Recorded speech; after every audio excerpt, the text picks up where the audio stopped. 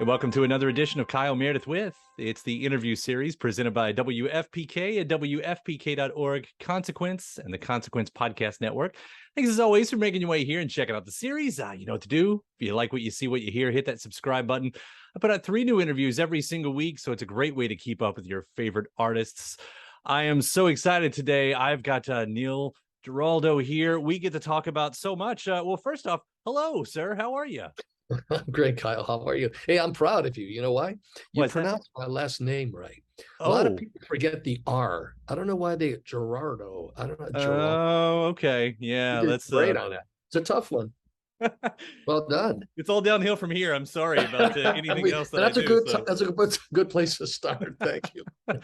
man, it is such a pleasure to meet you and talk down here. I know we've got a lot of things to talk about, and we're going to get to about a musical and everything else. But I want to start because you and Pat Benatar, you're going into the Rock and Roll Hall of Fame Right. this year. You're part of the 2022 class.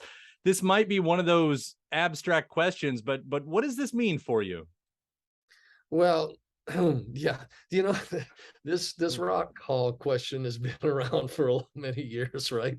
So truthfully, there's never really a a good or bad answer to say with this, but other than the fact it is an honor. It is an honor that it's going to be happening. I like to say this as well, that nobody goes in alone. It's really, there's an old saying. It's an old saying that I've lived, and it was a mantra I used in the beginning with all bands and things.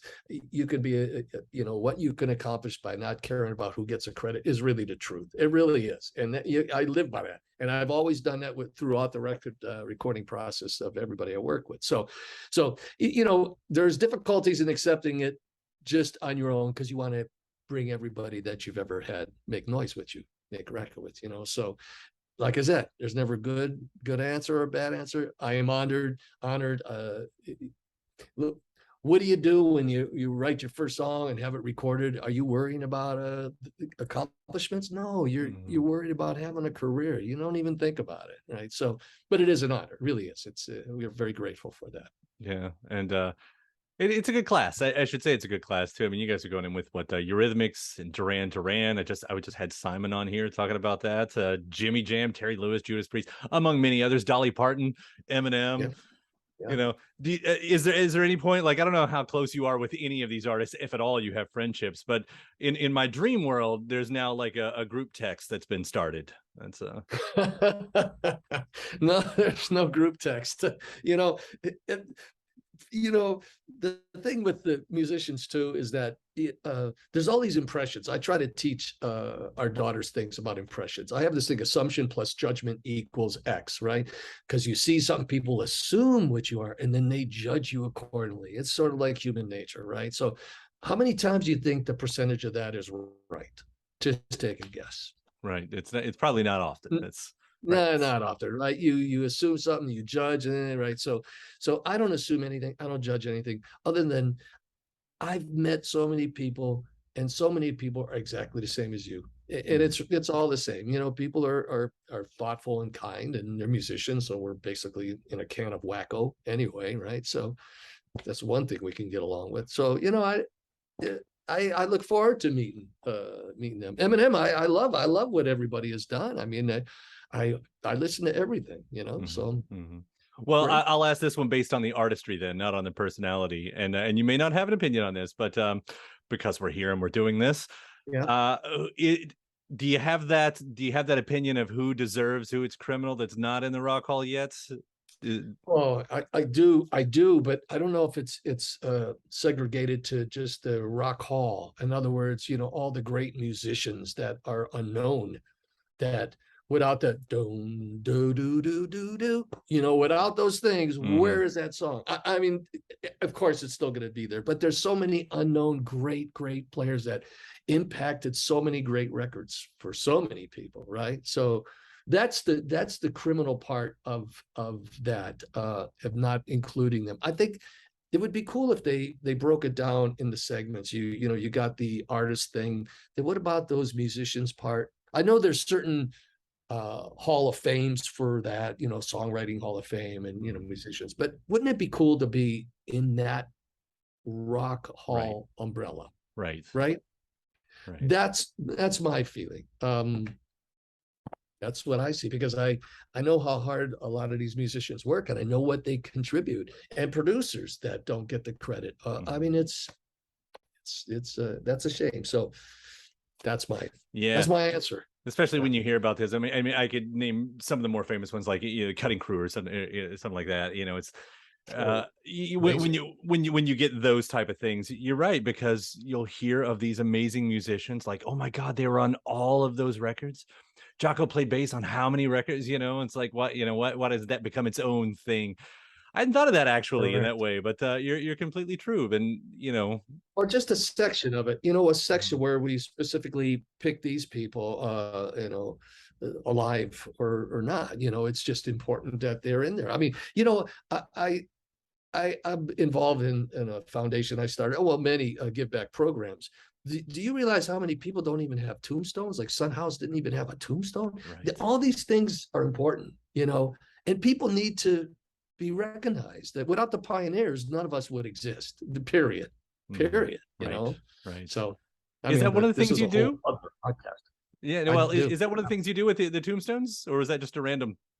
That was that was early on with the blues societies through a spirits company I started called Three Chord Bourbon. And then I started a foundation, a separate foundation that I just started about 2 months ago, which is fantastic. Just the beginnings of it. So yeah, it's a give back program. I have a, you know, I'm very thankful. My father taught me how to be gracious and have gratitude in all things in life, and I really want to give back to those people that work so hard that people don't recognize. It's very important to me. Very important. Well, that is absolutely beautiful. So, thank you from all of us fans of making sure that that flag is being woved. That's good. Yeah, Waved. woven, past, present, and future. Yeah, it's all right. It's all right there. So I feel like I probably know the answer to this, considering everything we've talked about. But at least with when you have the Rock Hall, something like this, that's looking back at your all's career, you know, over 40 plus years right here. I mean, is there that moment for reflection, even when you're just thinking about what songs are we going to play? Does that sort of, do you open that door at all? Um, sort of and sort of not really, truthfully. I know we have a time limit, speaking of songs, so we're, you know, 8.5 minutes. So we got to figure out, what is it, 3 songs? Is it 2 songs? You know, so and yeah, a lot of things go in, like who's going to be the presenter, you know, what, you know, it's not complicated, but it is busy. It's a busy thought process, right? The other thing too that a lot of people don't understand about let's say Patricia and I with this, is that we were partners from the very beginning, like the very, very beginning. And in so many ways, people never knew what we really did. So they never understood. So back to the assumption plus judgment. They thought, like, there's a singer, this is a funny thing that I don't even know how many years after, maybe 5 or 6 years after we started, people would come up and say, you know, that Pat Benatar is a hell of a guitar player. Did you hear? I mean, they had no idea that I wrote songs, produced records, nothing. They had no idea. So this is kind of cool, because people that are out there, that young musicians this is what I want to give to them. I want them to understand that do great work, do the best work you can. Don't worry about the accomplishments in it. Just do the best you can and live with that. And in the end, when truth is exposed and people actually understand when there's integrity involved and when you speak the truth, it means a lot to people, and you can live that life. I'm still looking for Hank Williams somewhere that's in his basement somewhere. I'm telling you, I'm looking for that person. I know they exist. They have to. I would like to think that person still exists in this era, because you're right. It can be very easy to, I guess, to get cynical about that, you know. Sure. Especially as I get older, you know, anybody gets older, that I think that sort of starts to naturally come in. Like, where's the purity? Where's the realness? Where's, you know, it's.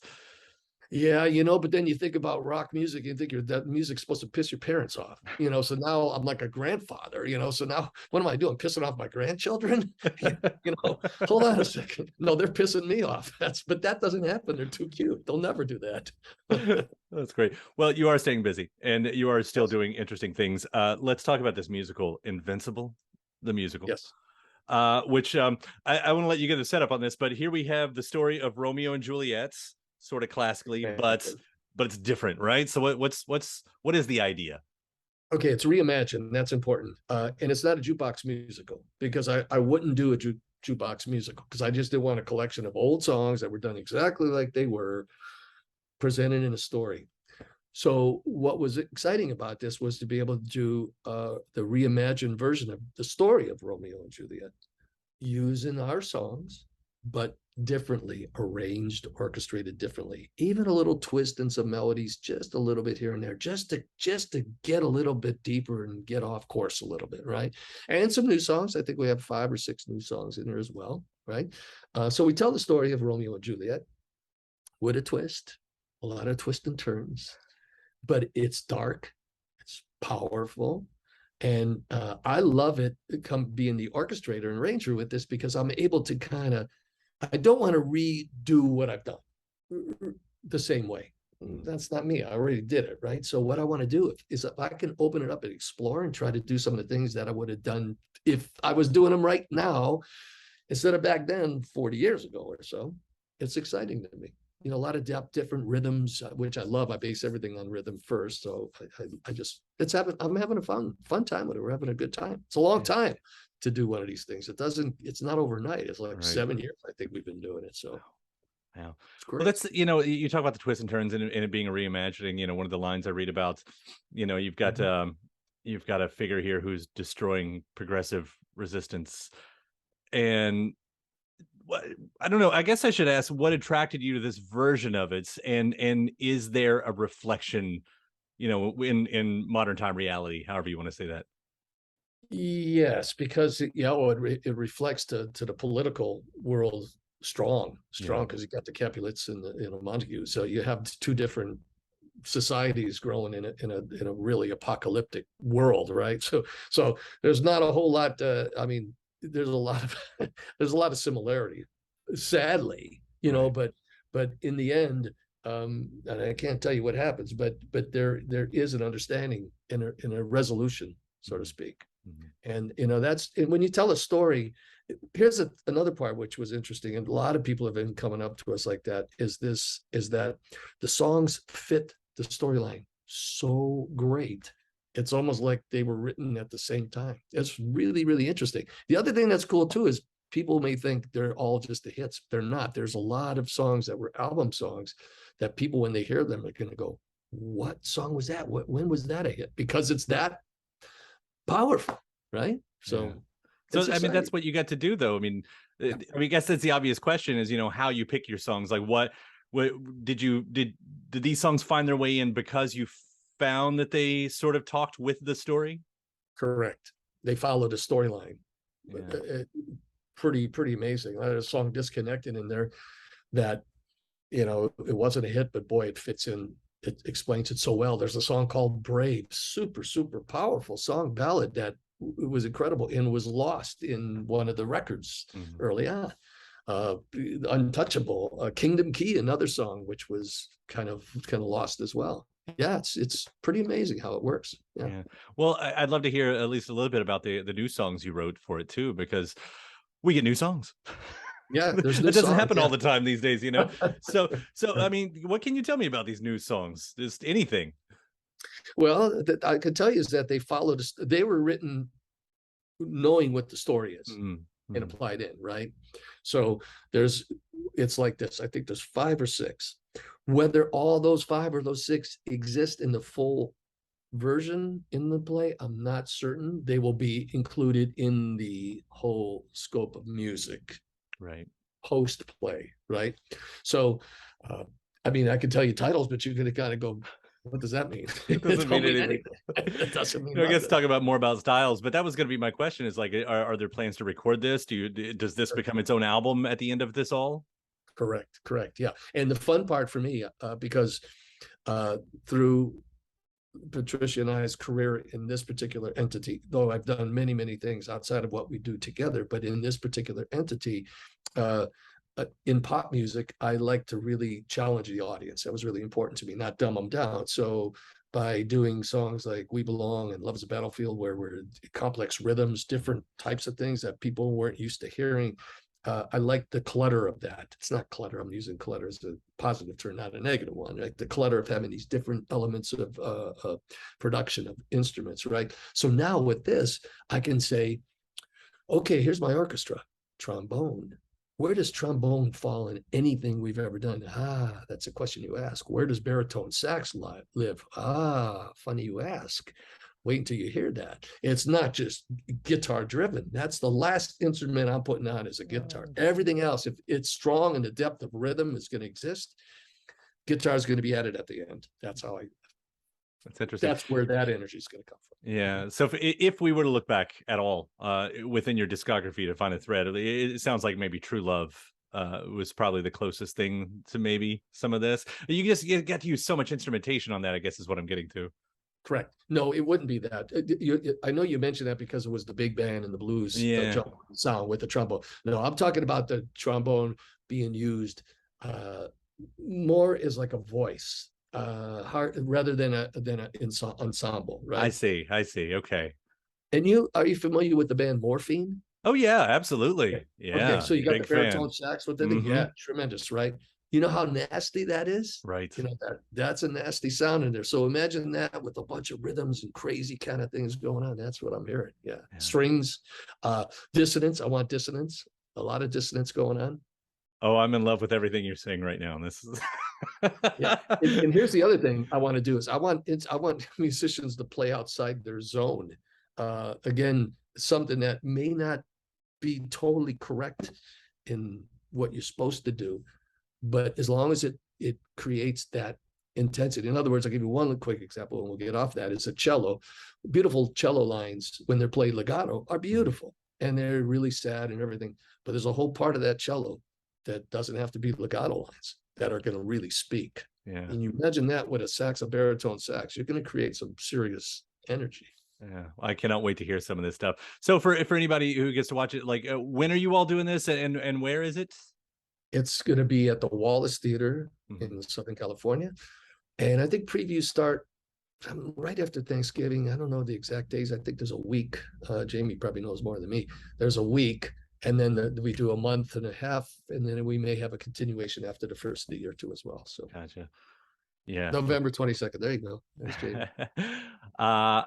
Hopefully at some point this gets taken on the road too. Wouldn't that be great? I would. Yeah. Well, the goal is to get to Broadway and then go on. Right on. Well, Neil, I'll certainly be hoping for that as well. In the meantime, like I said, it's just so cool to see. It's so cool to see what you all have done to the musical landscape over this entire time. And I tie that back in with the Rock Hall thing. It's so completely deserved. We're all such big fans. Congratulations on all of this. Thank you. Appreciate that. And thanks to my guest. Also, thanks to you for checking out the episode in the series. Before you get out of here, hit that subscribe button. Again, you get 3 brand new interviews every single week. New one every Monday, Wednesday, and Friday at right here on YouTube, or of course anywhere in podcast land, including iTunes, Apple Podcasts, Spotify, Podchaser, NPR, or WFPK.org as well. A great way to keep up with your favorite artists and discover new ones as well. Then after that, actually head over to WFPK.org. That's where I do a show Monday through Friday, 6 p.m. Eastern. It's an hour full of song premieres, music news, anniversary spins, bonus interviews, Monday through Friday, 6 p.m. Eastern at WFPK.org. Consequence has your music and film news. You can also find me on the social media spots, Facebook, Instagram, mostly on Twitter. All 3 of them, the address is at Kyle Meredith. Do hope you like and follow along. That does it for another edition. I'm Kyle Meredith. I'll see you next time.